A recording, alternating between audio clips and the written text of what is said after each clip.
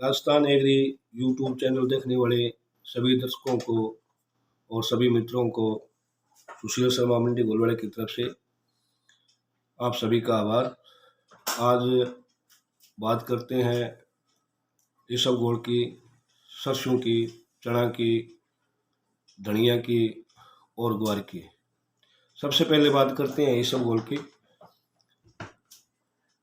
इसबगोल की बिजाई इस बार नागौर जिले के पूरी हिस्से में 70 से 75% बिजाई हुई है और जबकि पश्चिमी नागौर में 80% से लेकर 85% तक इसबगोल की बिजाई हुई है। बीकानेर जिले में बिजाई पिछले साल के बराबर रहेगी। बाड़मेर, जैसलमेर जिले में बिजाई पिछले साल से 5 से 10% तक कम है।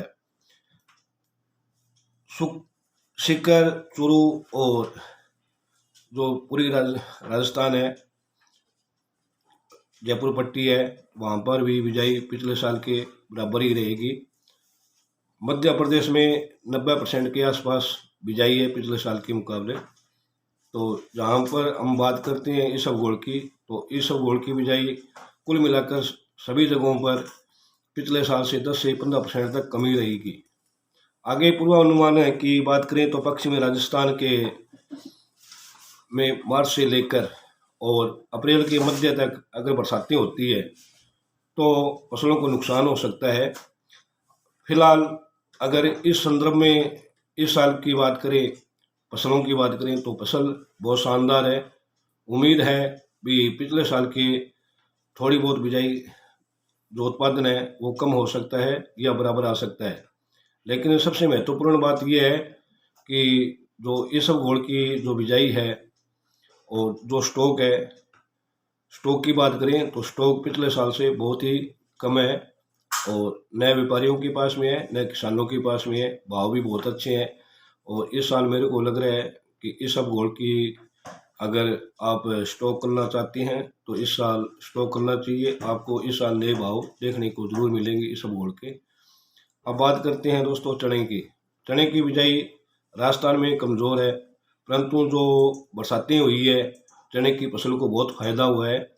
साउथ में फसलें भी अच्छी है, गुजरात में, मध्य प्रदेश में, सभी जगहों पर चने की जो बिजाई है वो अच्छी हुई है।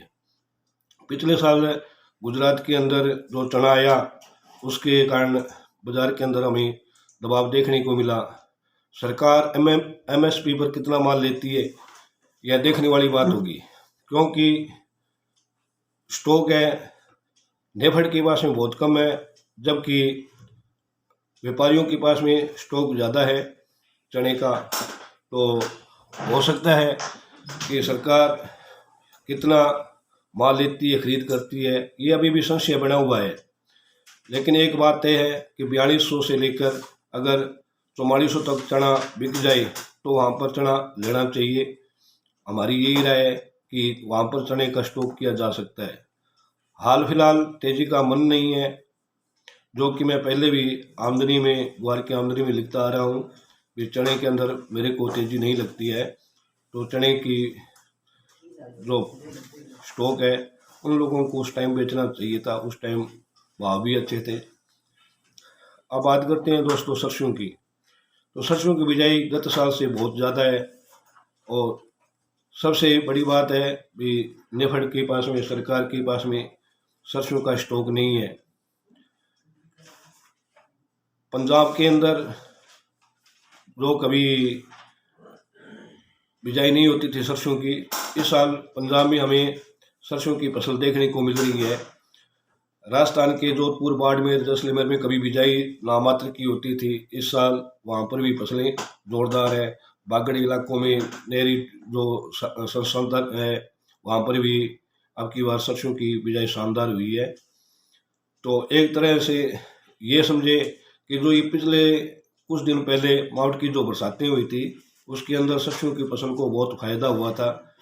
राजस्थान के, पूरी राजस्थान में छुटपुट सरसों की आवकें बढ़ रही है, लेकिन ये जो आवक है ये संतोषजनक नहीं है। जो अभी तक के जो पिछले हफ्ते की अगर बात करें तो आमदनियाँ सरसों की कमज़ोरी आ रही है। शनिवार को भी हमें 1,26,000 के आसपास सरसों की आमदनी देखने को मिली। तो अगर 5,000 से नीचे अगर आपको सरसों मिलती है तो सरसों का स्टॉक करना चाहिए, तो सरसों अब की बार इस साल अच्छे पैसे दे सकती है। अब बात करते हैं दोस्तों धनिया में। धनिया की बिजाई पिछले साल से बहुत कमज़ोर है। पिछले साल और इस साल की अगर कंपेयर करें भाव की, तो भाव अभी भी पिछले साल से 2,000 से ऊपर ही चल रहा है। तो बिजाई अगर धनिया का स्टॉक करना चाहते हैं तो धनिया के अगर यहाँ से अगर 1,500 की मंदी आती है तो वहाँ पर स्टॉक करना चाहिए। इस बार धनिया में मेरे को लग रहा है 12,500 से लेकर 13,000 के बीच में आपको ये भाव धनिया में देखने को जरूर मिलेंगे। अब बात करते हैं दोस्तों ग्वार की। तो 1 जनवरी से लेकर 30 जनवरी तक ग्वार की आमदनी 4,48,000 के आसपास आई है। पिछले समय मैंने यही कहा था भी अगर जनवरी के महीने के अंदर 5 लाख से आमदनी कमज़ोरी रहेगी, तो अभी तक आमदनियाँ कमज़ोरी रही है। और 1 जनवरी से लेकर 30 जनवरी तक जो ग्वार की आमदनी आई है वो 4,48,000 हो रही है। और अगर प्रतिदिन की औसत करें तो ये 15,000 के पास आसपास ही आई है। अक्टूबर से 1 अक्टूबर से लेकर जनवरी 2022 तक अभी तक जो ग्वार की आमदनी आई है वो 26,14,000 बोरी आई है। जबकि गत वर्ष पिछले साल 1 अक्टूबर से लेकर और 30 जनवरी तक जो ग्वार की आमदनी आई थी वो 32,35,000 बोरी आई है। यानी इस साल और पिछले साल की अगर गैप की बात करें तो 6,20,000 बोरी कम आई है। हमें पिछले हफ्ते में हमने देखा भी ग्वार के ऊपर दबाव देखने को मिल रहा है। इसका सबसे बड़ा कारण यही था कि चूरी कोरमा की जो क्वालिटी है वो बहुत ही ख़राब बन रही है, क्योंकि इस साल ग्वार की जो क्वालिटी आई है वो सबसे ज़्यादा काली आई थी। और सफ़ेद ग्वार अभी भी मंडियों के अंदर जो बिक रहा है वो 6200 के आसपास तक बिक रहा है।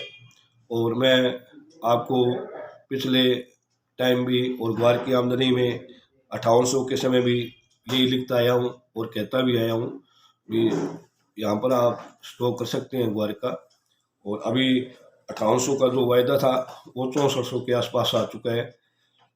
उम्मीद है कि ग्वार और गम आपको एक बार फिर नई उड़ान देखने को मिल सकती है इसके अंदर। तो जहाँ भी आपको नीचे में ग्वार मिले तो आप इसमें खरीदारी करके चल सकते हैं। दोस्तों सबसे महत्वपूर्ण बात यह है भी लोग हर 1 मिनट के अंदर ये चाहते हैं भी तेजी आए। ये संभव नहीं है कि भी तेजी हर टाइम 24 घंटे तेजी में आए। आज कॉटन की बात करें तो कॉटन में जो आमदनी आ रही है वो अभी तक ये 1,35,000 1,40,000 बैल्स के आसपास आ रही है। और जो मंडियों में जो नरमे का भाव है अभी तक 10,200 रुपये तक बिका है हमारे यहाँ राजस्थान के हनुमानगढ़ गांधीनगर जिले में। तो आने वाले टाइम में अभी जो ये कॉटन बैल्स के जो भाव है वो हमारे यहाँ 7,800 के आसपास है और जल्दी ये 8,000 के आसपास आपको दिखाई देगी। और किसानी कपास 10,600-700 रुपये तक भाव आपको देखने को मिल सकते हैं। दोस्तों आगे बरसात भी बता रही है, तो 4 फरवरी के बाद में अगर ये बरसातें आती है तो ये बरसातें कैसी रहती है देखने वाली बात होगी। क्योंकि इस टाइम जो बरसातें आती है वो फसलों को नुकसान ही करती है, फ़ायदा नहीं करती है। पिछले दिनों जो बरसातें हुई थी, मावठ की बरसातें हुई थी, बहुत शानदार हुई थी। और इसके अंदर इन फसलों को, चने की फसल को, सरसों की फसल को, गेहूं की फसल को, जौ की फसल को बहुत फ़ायदा हुआ। आप लोगों से निवेदन है कि आप राजस्थान एग्री यूट्यूब चैनल को सब्सक्राइब करें, साथ में हमारे फेसबुक में जो पेज आ रहे हैं राजस्थान एग्री के नाम से उसको भी फॉलो करें। आपके कोई अगर कोई सुझाव हो तो आप हमें सुझाव दे सकते हैं।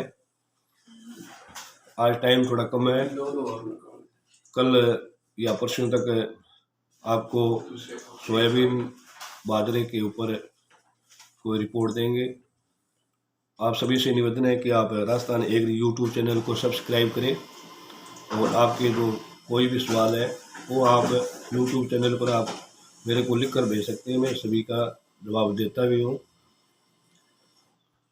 आप सभी दोस्तों से निवेदन है कि आप राजस्थान एग्री यूट्यूब चैनल को सब्सक्राइब करें। थोड़ी मेरी तबीयत खराब है तो इसलिए हो सकता है मैं 2 दिन के बाद में जो आपको रिपोर्ट दूं तो वो मैं 2 दिन के बाद में जरूर दूंगा। धन्यवाद। जय श्री राम।